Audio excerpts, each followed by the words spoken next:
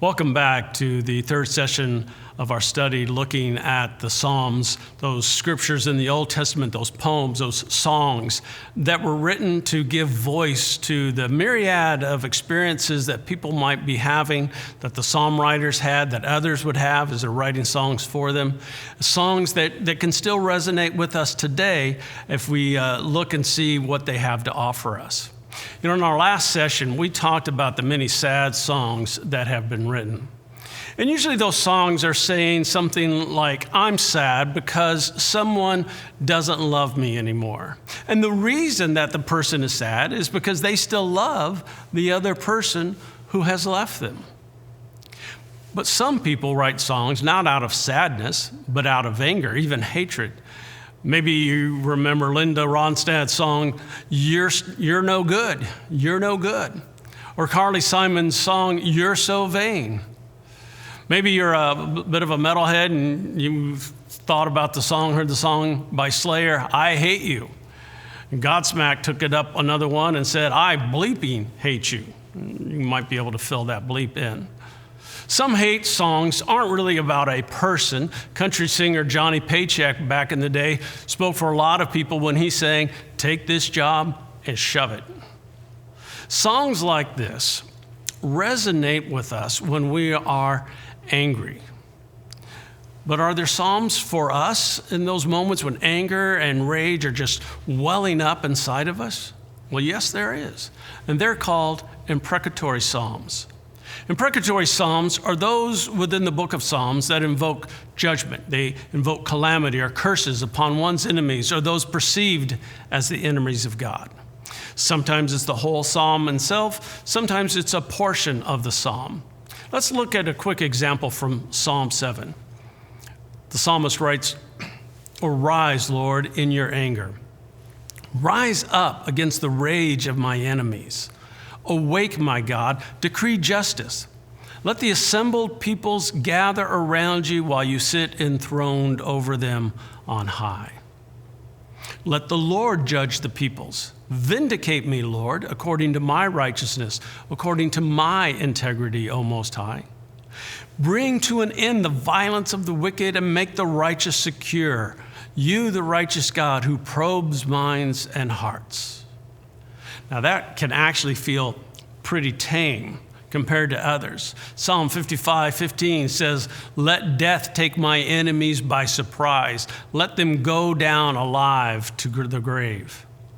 Or in Psalm 58:6 we read, O God, break the teeth in their mouths. Psalm 109:9 says, May his children be fatherless and his wife a widow. And then this one that really gets a lot of attention sometimes is Psalm 137:9. How blessed will be the one who seizes your infants and dashes them against the rocks. It's gruesome, isn't it?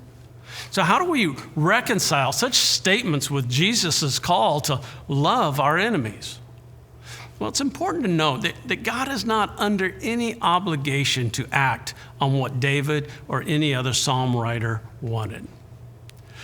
Instead, these psalms serve more as an outlet than anything else.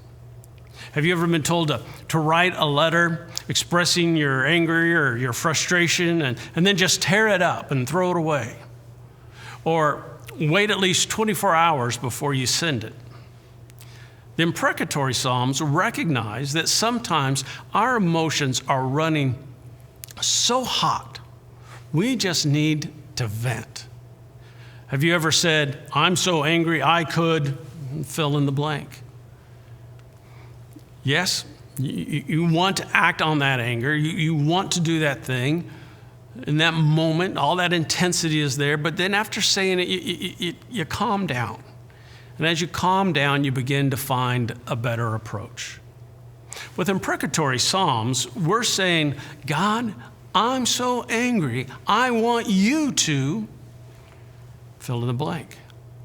But just because we say it, that doesn't mean God will do it.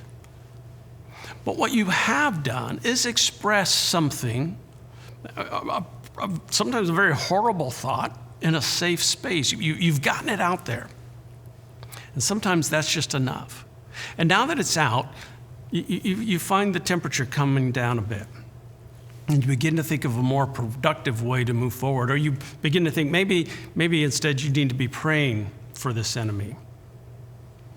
The most important aspect of the imprecatory Psalms is that we give the judgment over to God.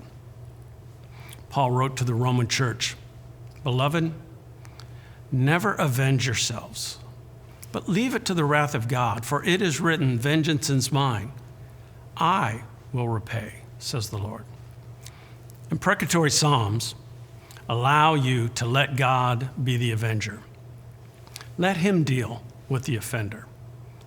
God is wiser than we can ever imagine, than we could ever be. And he knows the whole story. He knows why that person acted the way they did, what's going on there. And so he knows what justice should look like. Now, some critics of the faith use imprecatory Psalms as proof that the God of the Bible is a bloodthirsty tyrant, especially in like that last Psalm we looked at. But what they really show us is a God who wants us to trust him, not only with our positive hopes, but with our anger and our fears, trusting that he knows best how to deal with his enemies and ours. He knows what's needed in this moment. We are finite creatures. We are sin-broken people. But we have a God who is full of love, mercy, and justice. He is perfect. So we need to learn how to maybe give voice to our hate, our anger that we're feeling in that moment, while trusting that God is going to do what is right. So take some time now and work through this a little more together as a group. And we'll see you next week.